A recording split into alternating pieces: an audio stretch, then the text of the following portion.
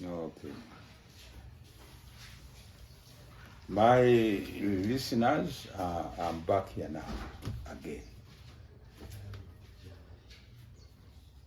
I am here to fight this monster religion. And I will.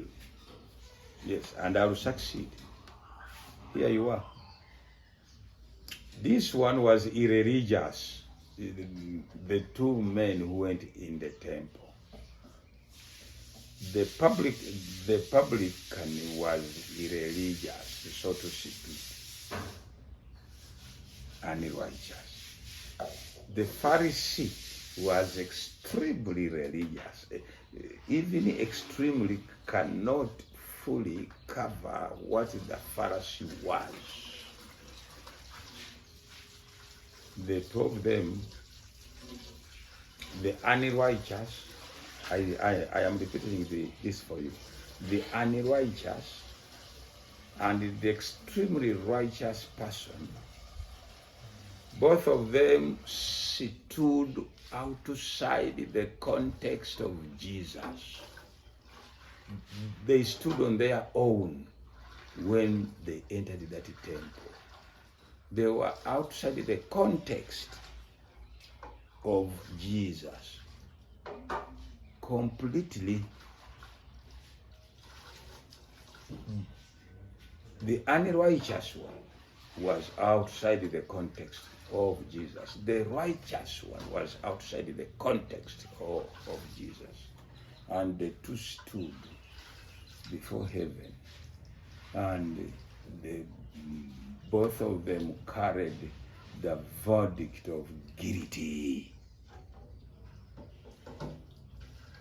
The Pharisee could not believe it. The Pharisee could not believe it. That is for sure. How come? This unrighteous realized that now he begins to use the statements of faith. The Pharisee used the statements of works. I am like this. Those are statements of works. So far, in our movements, I can as well say those are statements of religion. Those were religious statements which all of you speak here. All of us speak. All of us condemn others for. Yes. But now, look at this. The Pharisee, as expected, remained on his platform because he did see why he should back down. He didn't see. Faith was alien to him. It was only works of the law paid for him everything.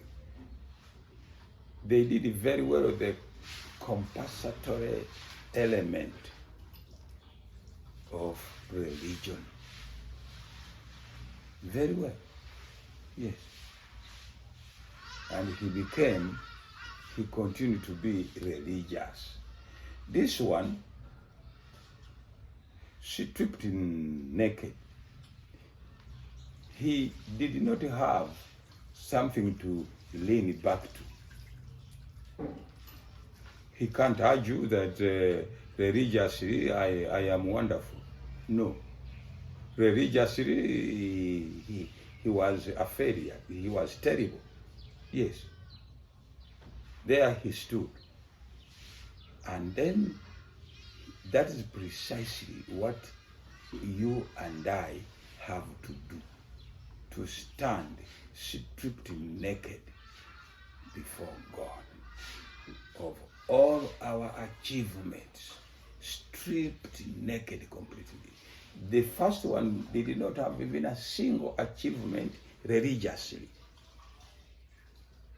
The Pharisee counted his achievement and he remained there adamantly there, perhaps even ignorantly there.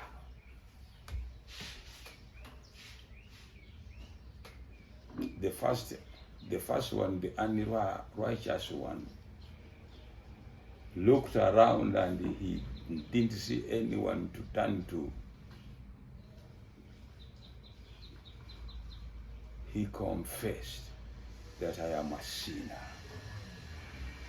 That confession comes out of faith, that I am a sinner. Oh, yes. Now, after he realized that he was a sinner, he did say, let me also try hard to be like this Pharisee. I am a sinner. But let me now try very hard indeed as I can to be like this Pharisee. That would have been a disaster for him also. Get this very well. That's what all of us do. When we confess that we are sinners, we get a role model standing there, and we say, I wish I was like that one. Yes, a holy father. Look at that one, a holy father. You see, a holy priest. I'm going to be like him. You are again making a big mistake, my brother and sister. Because even if you achieve to be like that holy father, again, when you stand before heaven, you'll be guilty. Heaven can't open for you. Why do you waste all your energies on such a kind of behavior? Don't waste your energies anymore on that kind of behavior. This publican here did not take that route. He stood and said, have mercy upon me, a sinner. What a statement of faith can that be? Have mercy. Does mercy come so easily? Oh yeah, well, I don't know. I can't work for it. I can't struggle for it. Because a Pharisee who has been struggling for it for years has not received it at all. So what can I do? It is to turn to one who gives mercy. We are now back to giving. And now the publican started a very important phase of receiving. Have mercy upon me. In other words, give me mercy. And I will receive that mercy. Those words of receiving the mercy, that's what we mean by faith. He's going to receive that mercy in faith. He won't ask any more questions again. He won't say, but is your mercy sufficiently covering a sinner like me who has sinned so much? No. He only said, have mercy upon me, a sinner. And he believed very well that God will give him mercy, or he will be merciful. He will grace-wise. I am keeping away from the word forgive, but he will grace-wise his sins. Yes, his symptoms. And he will cover him with with God's righteousness.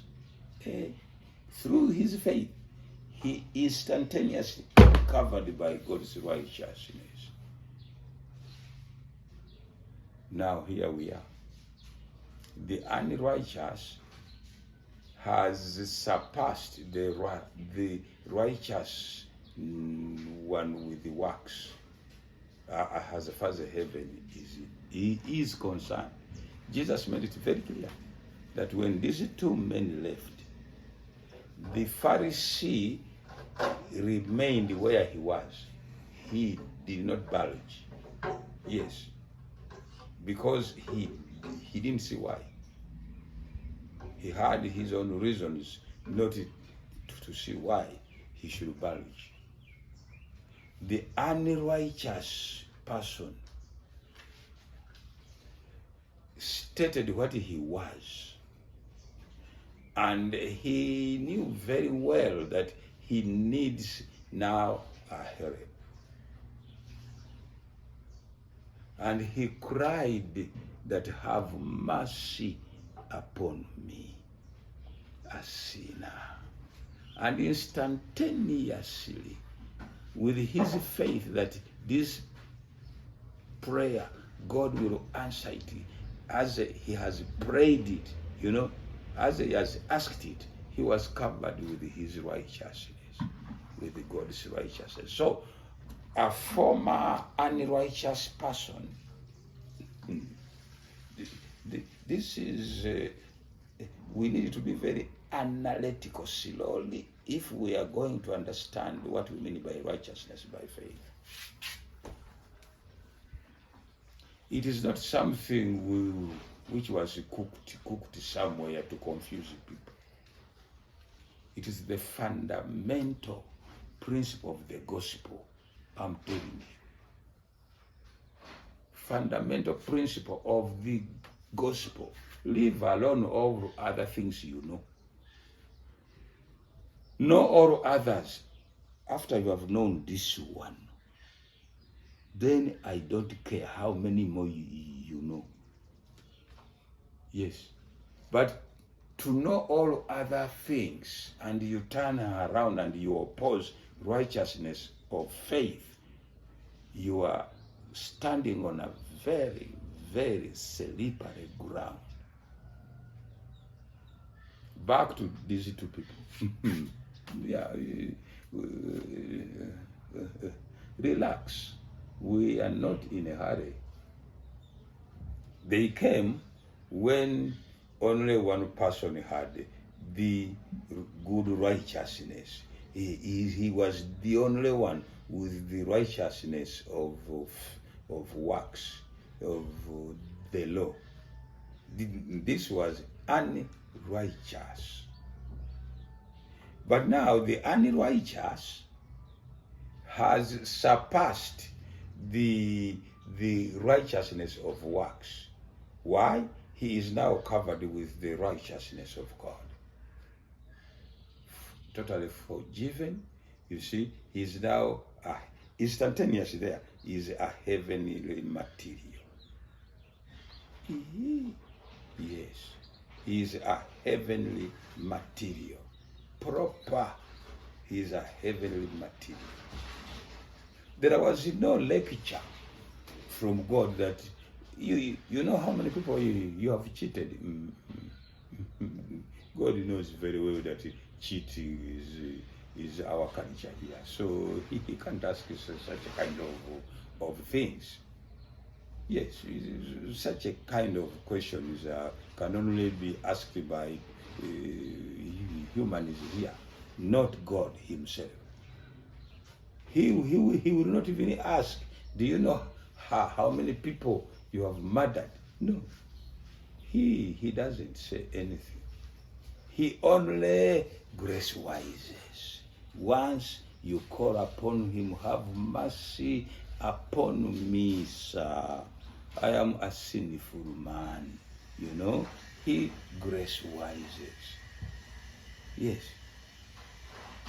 Which English synonym is he forgives. But he grace wises all your sins. And he gives you what in the future will here as an imputed righteousness, and I'll explain why it is imputed. Yes, we will explain. I'll explain fully why we, with the state of sin, carry imputed righteousness or borrowed righteousness. One day, this borrowed one will become imparted, which means it will become mine. But for now, this sinful person here, when he uttered words of faith, I am a sinner, it is obvious. You don't give God a lecture about that one, because humans who carry the state of sin in their very bodies, God knows very well that sinning is their culture. That's what they are.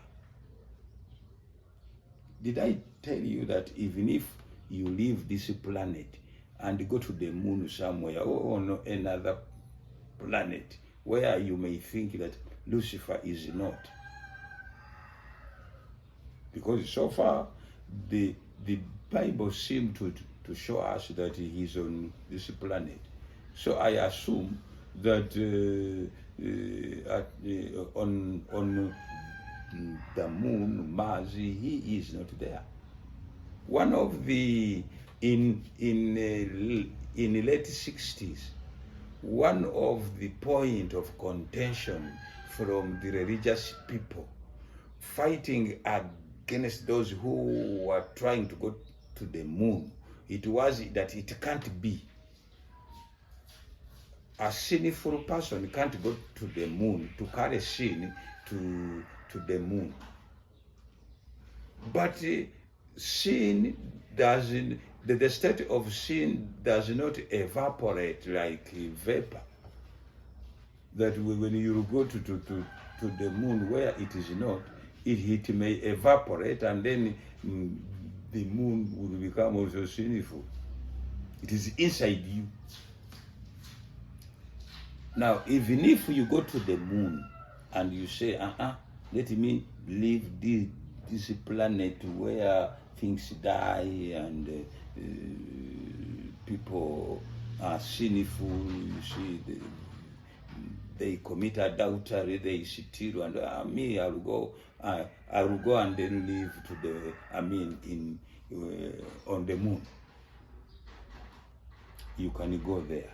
But one thing you should remember, you carry your own state of sin in your body wherever you go.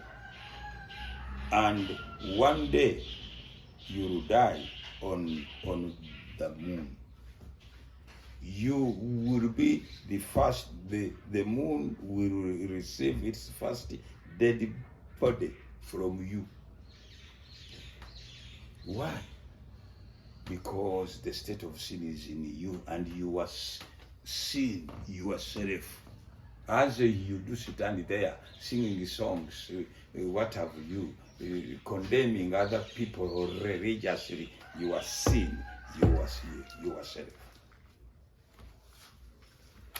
First of all, digest some of those which I have presented, and then think about these two people.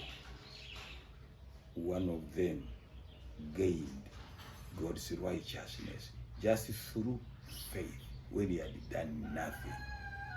God bless you.